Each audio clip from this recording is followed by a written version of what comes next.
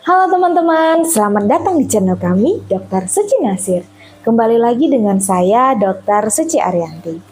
Nah teman-teman, para ibu muda, pasti nih ada yang sering bilang atau memang direkomkan nih, ceklah USG, beneran gak ada dedeknya? Atau dedeknya sehat gak? Ayo cek. Tapi kapan sih waktu yang tepat untuk dilakukan cek USG? Terus apa aja sih yang penting yang diperiksa nih saat melakukan USG? Yang pertama,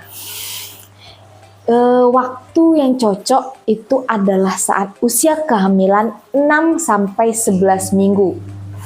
Tujuannya untuk mengkonfirmasi kehamilan.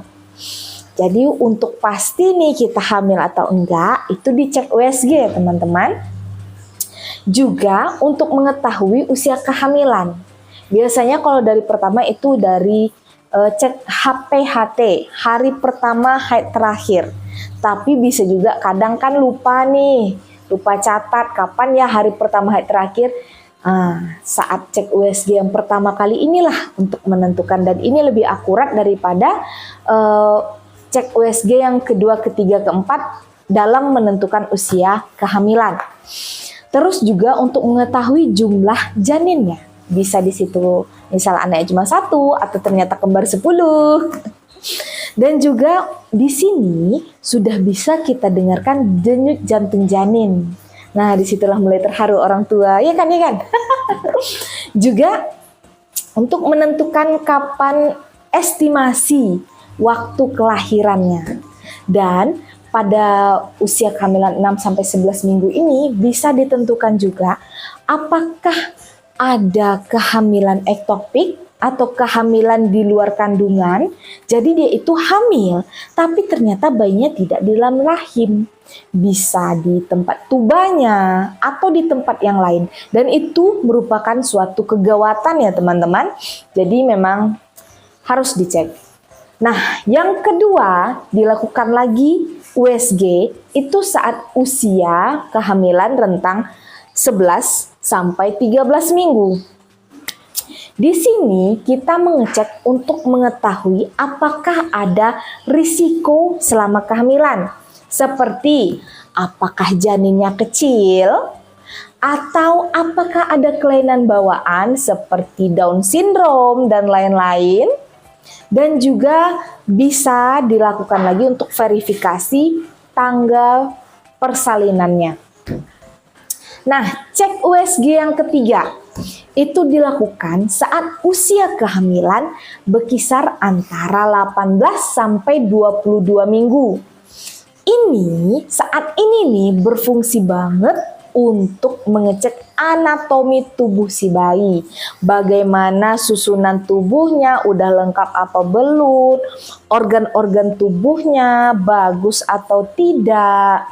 Terus bisa kita perkirakan apakah ada risiko si anak akan lahir prematur.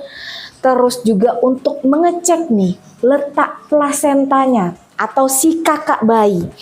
Yang paling bagus itu letak plasentanya di atas ya. Tapi kalau misalnya letak plasenta di bawah atau menutupi jalan lahir, itu kan bisa kita perkirakan nih. Nanti konsultasi lagi ke dokternya kan, bisakah dia bergeser atau memang karena posisi plasenta tersebut tidak bisa lahir secara normal. Jadi mulai persiapan untuk lahir secara sesar. Dan juga di sini dipantau cairan ketubannya.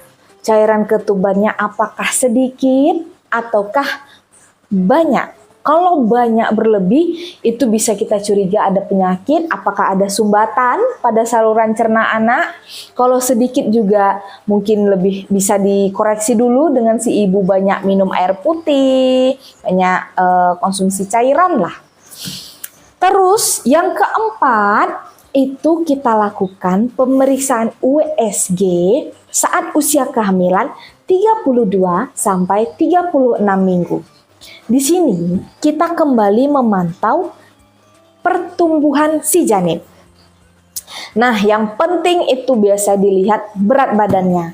Jadi kan berat badan untuk lahir itu minimal 2.500. Nah, di saat masih 32 sampai 36 minggu ini masih bisa dikejar. Mungkin si ibunya konsumsi makanan yang tinggi karbohidrat, tinggi lemak seperti es krim, jus pokat dan lain-lain biar berat badan bayinya bisa meningkat. Atau misal berat badan bayinya ternyata sudah berlebih nih, lebih misalnya dari 4 kilo. Nah, di sini bisa dipertimbangkan lagi kemungkinan lahir secara sesar. Karena resiko kalau misalnya bayi terlalu besar, nanti tidak bisa lewat di jalan lahir. Terus juga di sini kita pantau lagi jumlah cairan ketubannya. Apakah cairan ketubannya masih sedikit atau banyak?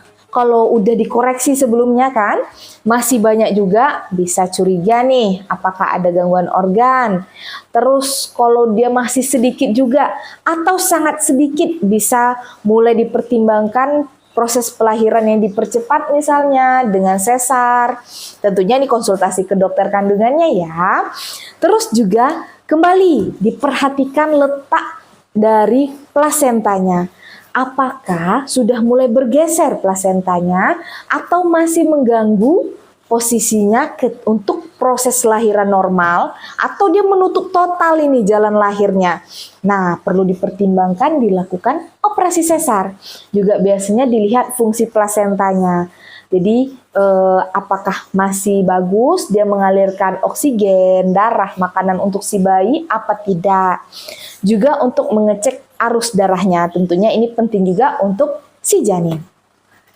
Nah, jadi teman-teman penting sekali ya untuk dilakukan cek USG yang rutin teratur sedikitnya itu sebanyak 4 kali selama kehamilan. Tetapi semisal ibu-ibu ada resiko lagi nih selama kehamilan. Misal ada riwayat keguguran sebelumnya atau ada penyakit selama kehamilan, misal ada keracunan kehamilan atau diduga preeklamsi atau ada mau keguguran yang terancam seperti itu lebih trik lagi, maksudnya lebih sering lagi USG-nya, bahkan bisa mau dekat-dekat kehamilan itu sekali seminggu dicek. Tentunya ini ibu harus konsultasi dulu ke dokternya. Kapan-kapan aja saya cek lagi, biar terpantau secara jelas si ibunya sehat, si janinnya sehat, jadilah keluarga yang sehat. Oke teman-teman, semoga bermanfaat. Salam sehat.